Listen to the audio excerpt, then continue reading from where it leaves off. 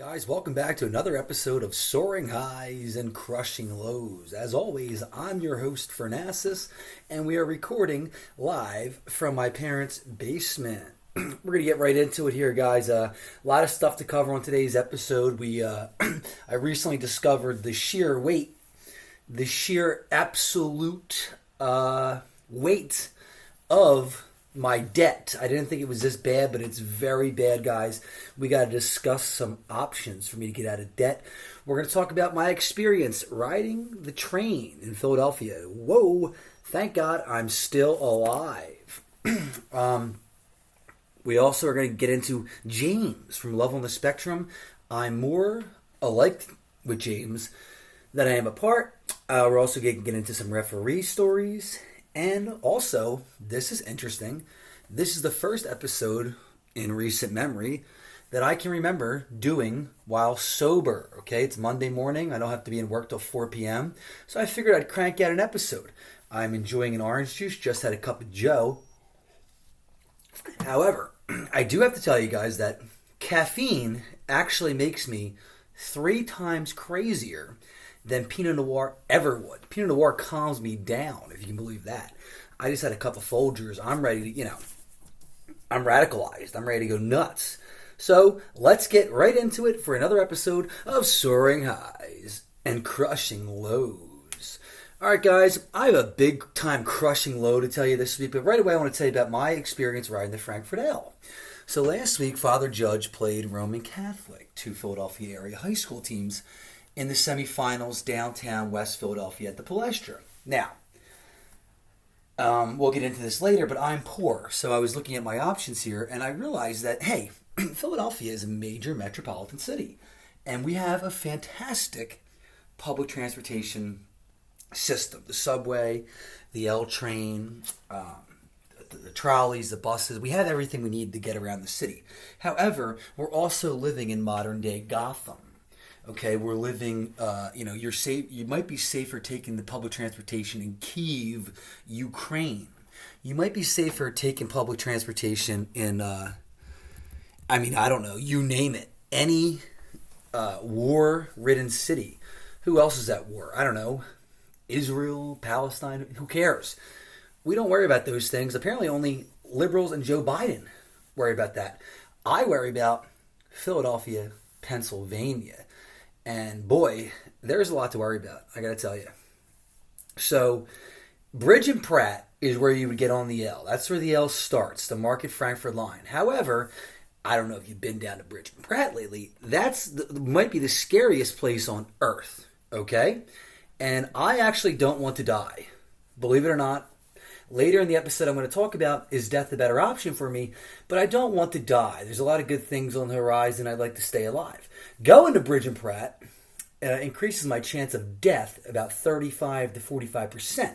So I'm an odds man. I decide I'm going to drive down to Berks Station. Berks Station is in Fishtown. That's where the liberals have taken over. So I get on the train, and I got a few beers with me. And you might be saying, well, you're going to sit here and complain about people on the train when you're bringing beers on the train? Relax, okay?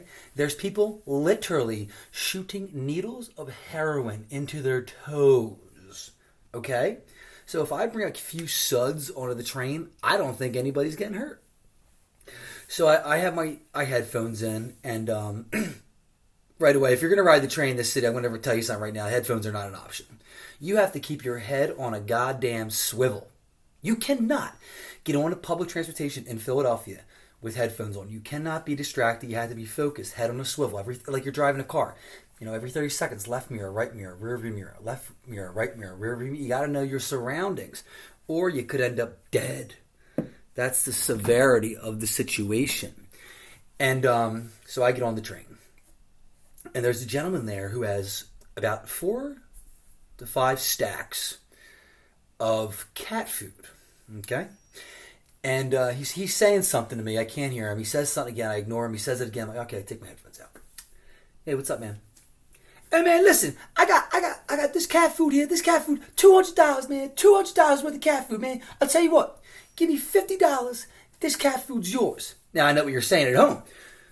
This guy's offering you $200 of cat food for $50. That is a steal. That's a bargain in today's economy. However, there's one problem. I don't have a cat. I don't know anyone with cats. And I have no idea how the black market of cat food works, okay? I'm not exactly an expert in kibbles and bits. So, I'm not interested. He goes, man, come on, you can turn this. I said, listen, man, I'd rather you offer me heroin. I got a better shot at turning that than cat food. So now I find a seat in the back, and what you want to do is on the public transportation is you want to get a window seat facing everybody, okay? Right by the door. You don't want anyone sneaking up on you, okay? So I get that seat, and I'm listening to the New Radicals, You Get What You Give, great band, great song. And I'm relaxing, and I'm drinking my beer. I have a koozie, relax. Meanwhile, I'm looking around the train, and everybody, as far as I'm concerned, is dressed as the burglars, okay? Everyone looks like a burglar. If you saw these guys in the 1990s, you go, oh my God, it's a burglar. He's here to rob me. There's burglars on the train. That's how they're all dressed. They're dressed like burglars. I can't stress this enough. They all look like burglars. Black ski mask on, covering everything but their eyes. And I'm thinking, it's 55 degrees out. Why are these guys dressed as if they're going skiing in Aspen or robbing a house? There's only two reasons you would wear a mask like that. You're skiing in Aspen or you're robbing a house. We're on the L train headed westbound to 69th Street. There's no mountains, and there's a lot of robberies going on, so maybe they're going to rob a house. Anyway, I digress. I'm sitting there on the train, and in walks two SEPTA police officers, and oh my God, is there ever, if you're a normal law-abiding citizen, is there ever a bigger relief than seeing two police officers get on the train? I mean, like, oh, it's amazing. It's a great feeling. So they get on. It's a white cop and a black female cop. The black female cop starts right away, clapping her hands. Hey, yo, let's go. Take them shiesties off. Take them shiesties off right now. Take the shiesties off. And I'm like, right away, this chick, can she be the next president? She's not taking any shit. Then some homeless guy's trying to give her shit. She's like, sir, I don't care. Take the shiesty off. Like, look, we're done. We're done tolerating bullshit from criminals. Tells you to take the fucking mask off. Take the fucking mask off. Quite frankly, I don't like sitting on the train with people dressed as burglars. I don't know if you guys know this, but the crime in Philadelphia is through the roof. So if you get robbed, and they say, well, who robbed you? I don't know. He was dressed like a fucking burglar. That's why you're not allowed to wear those masks. So she tells everyone to take the masks off. And most people comply, no problem. Say 85%. No, 95% of people comply. One lady tells the black cop, she goes, you gonna fucking go against your own people. You black. She was saying the N-word, by the way. I'm not going to say the N-word on this show. I'm not dumb. I've seen the lessons of the past. Even though I'm not saying it, someone else is saying it to another black person. I know. I can't say it. I'm not going to say it. So she was saying, you black. Instead of black, she's saying the N-word, okay? Use your imagination. You black ass lady, you a black lady, and you're gonna get on here and fucking harass other black people. You're gonna harass other black people. And it's like, here's a black woman who's just doing her job, trying to make a living for herself, trying to follow the rules. You can't dress as a burglar. We're not asking too much. We're asking, hey, can you maybe not dress like you're going to rob someone's house? Is that too much to ask? And they're going nuts on her. And then people start agreeing. Yeah, she's going against the sisters and the brothers. And keep in mind, I'm the only white person there. So I got my head down. I ain't looking up. Next thing you know, another guy comes on. He's fucked up on the heroin. And he's just dipped out, okay? Then there's just an open transaction drug deal that goes on. The L is a very scary place. Now, I gave it a rating of a 5.4, and people said that rating was too high. You have to understand something, though, fellas, ladies. The L and the subway is the most convenient way of transportation ever. You can zip across the entire city, and I mean zip, and not have to pay for parking, not have to be stressed about anything. And I'm telling you, you can get wherever you need to go in the city with public transportation for under $10. It works. The system works. You know why the system doesn't work? The people. The people in this city are fucked up. And that's because we have progressive liberals who condone this behavior. So that's my experience riding the L. Uh, like I said, convenience wise, 5 stars. Safety ride, ugh, 0.5 stars. All right, so one thing I realized over the weekend though, and usually every weekend I tell myself I have a plan for what's gonna happen. Maybe I'll drink Friday night, I'll sleep in Saturday, I'll go to the gym, and these plans never come to fruition. I mean, they never ever come to fruition. More likelihood than not, every weekend I'm going to self sabotage myself. I'm going to destroy my body, and I'm going to get very little sleep. And nothing that I said I was going to do, I do. That's the life of a lonely, depressed man with a drinking problem. That's me. Ta-da! So, Friday I bartended at the wrong pub with the legend himself, Brannigan, and DJ Lash. Not a lot of people came out. Fuck you very much. But we still had a good time. We partied a little too hard. I was up till 6:30 in the morning. Had to go ref basketball, blah, blah, blah. After I ref basketball, I go to another party Saturday night, and I come home. I fall asleep around 4 a.m. Saturday. Now, 8 a.m. I wake up. I'm having panic attacks. I'm having anxiety. Sunday scaries. The world's crushing around me. How am I ever going to make it in this world? How am I ever going to move out of my parents' house? All the typical things that come with Sunday scaries. Everyone's had the Sunday scaries. I am the leader of the Sunday scary brigade. So then I'm freaking out. I need to take a walk. Come back, and my dad, he wanted to talk to me about my finances, which is, I'm telling you, this is like Murphy's Law. Anything that can go wrong will go wrong. We're supposed to talk. I don't want to talk about. I understood, guys, when the new year started, that I was going to sink into credit card debt. I was aware of this. I knew the plummet before I descended. Okay, because I didn't have a job from January to. I have a job now, but January to February, no work. Nothing coming in. I'm making like $150 a week, $200 a week, maybe. And you can't survive on that. So I plummeted into credit card debt. Fine. I was aware of that. I'm going to get myself out of it. Not the end of the world. However, I also thought that I was done paying Penn State. So it turns out I owe Penn State Abington $15,000, okay, for a degree that I will never, ever, under any circumstances, ever use again. And I don't know how I'm going to get these student loans forgiven, but they have to be forgiven. I'm the host of Bingo on Monday nights with a college degree. You got to throw me a bone here. You got to just let me go. Penn State, if anyone from Penn State's listening, I'm begging you. I know how many people are going to your school. You have thousands and thousands of campuses. I am a Bingo host, and I owe you $15,000. Let it go, okay? They're fucking, the colleges are getting fucked. They got people taking out loans for oh my God, they're taking out loans for art degrees. They're never using the art degrees. They owe $600,000, and Biden's paying off their loans, okay? I have a criminal justice degree. I'm never going to use it again. Fine. Please pay it off. Now, if you take the student loan debt, you take the credit card debt, and you take one I borrowed from my parents when I was stuck in Florida. I am running out of options here because there's no way out. I need to come up with $100,000. That's kind of the number that I have in my head. $100,000 would help me out here. And I talked to a lot of my friends and a lot of people that listen to this podcast, a lot of constituents, if you will. And I'm actually not even that much bad in debt, comparatively speaking, to a lot of these folks, okay? So we're just a society that's living in debt. And then I have to look at our country as a whole, and you see these numbers like America's like, $300 trillion in debt. How do we sustain ourselves? How do we get out of this debt is what I'm wondering. I don't see a way out. I mean, I really don't see a way out. People that are in debt, I'll tell you this, it's a physical feeling. It's a physical feeling.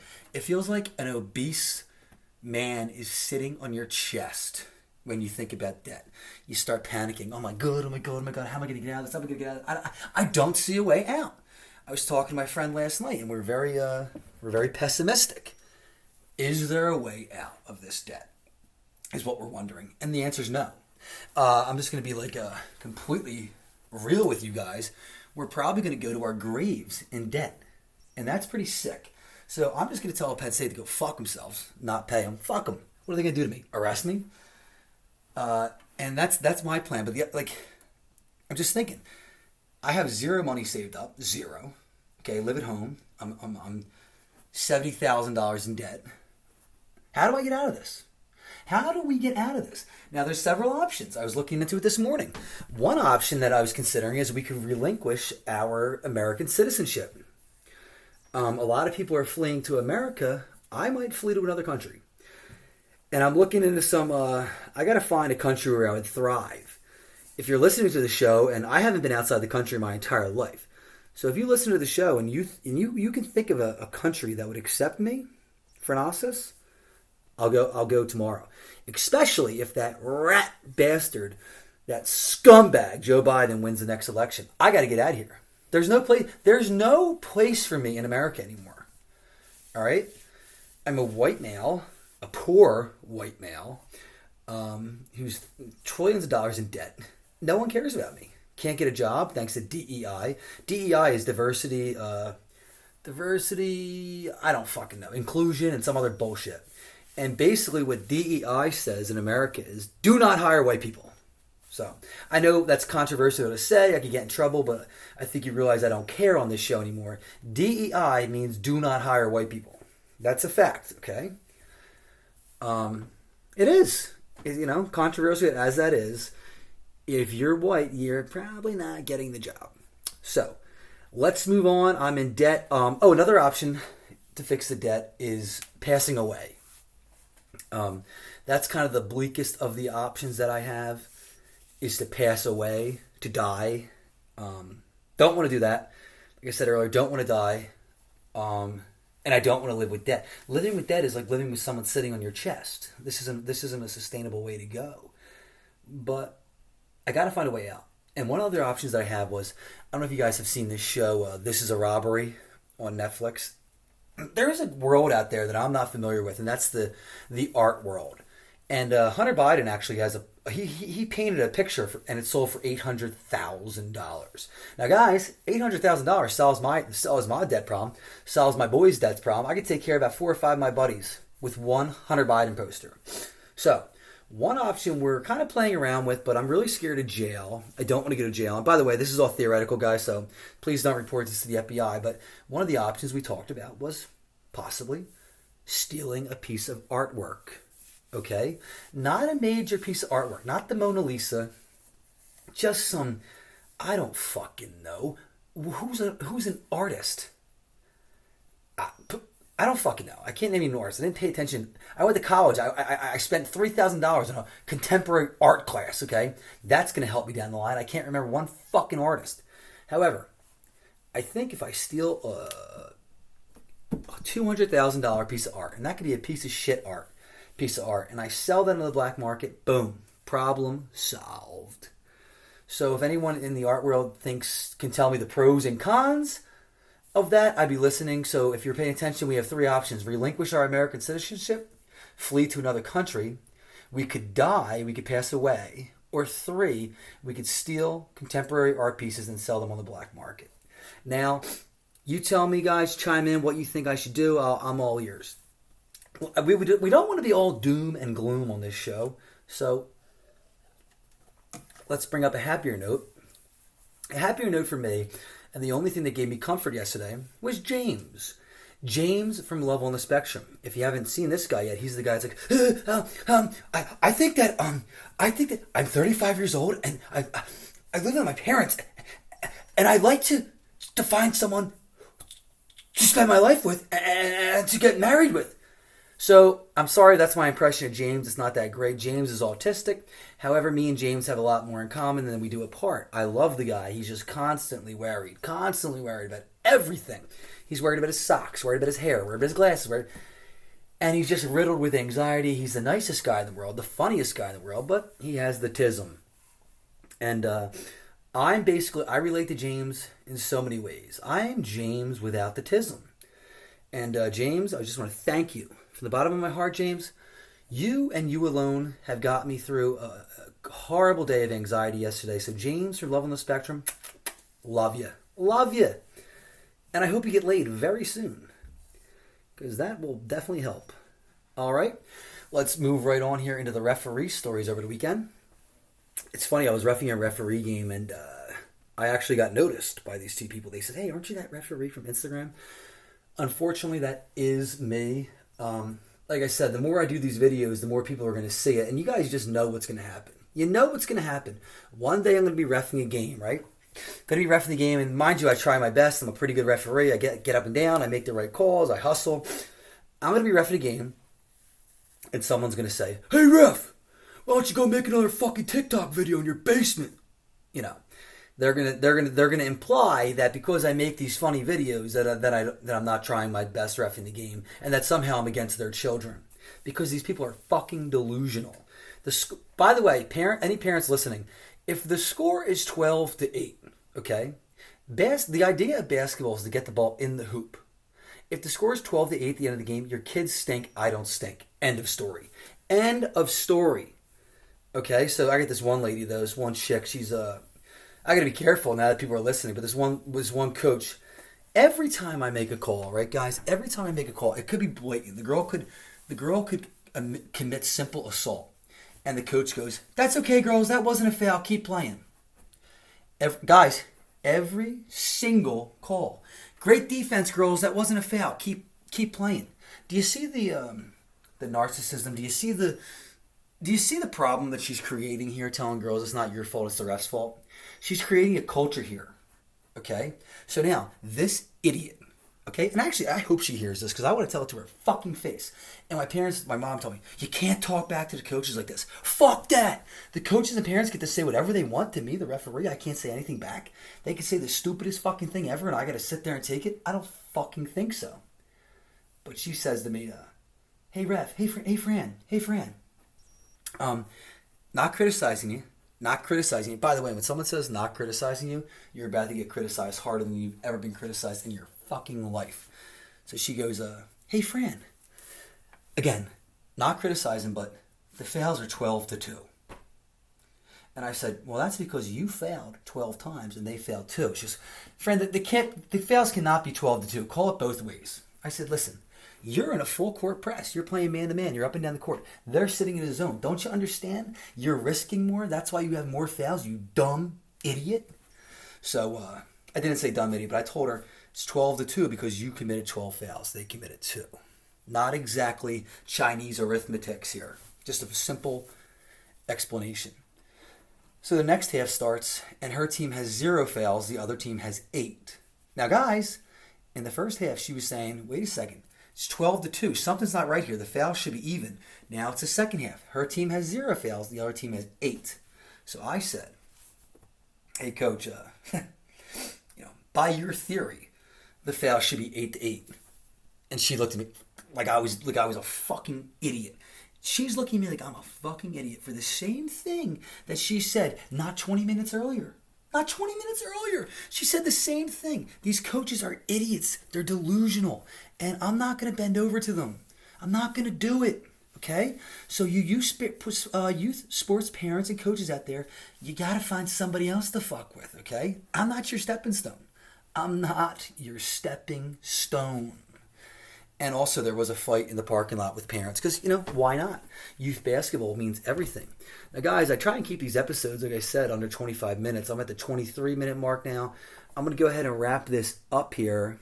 Moral of the story, I'm in so much debt that I'm considering faking my own death, fleeing to another country, or robbing an art museum. Okay, not a lot of great options there, but that's what we're stuck with.